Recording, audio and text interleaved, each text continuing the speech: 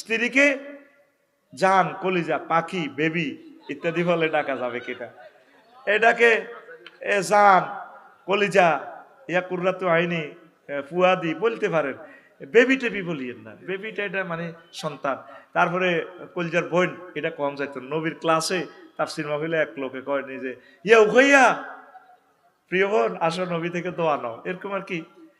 তো নবীজি কইল, আহিয়া উক্তুক, হেতিকে তোমার বোন নেই? কল্লা ইয়া রাসূলুল্লাহ।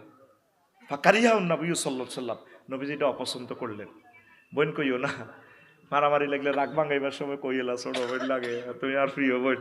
রে কিতা করবি, এসব মামলা যদি খাড়ায় পাইতো না কেউ, ঠিক রে।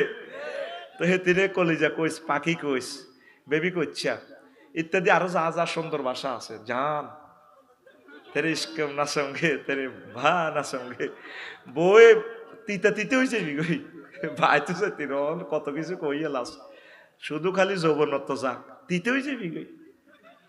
আচ্ছা হন,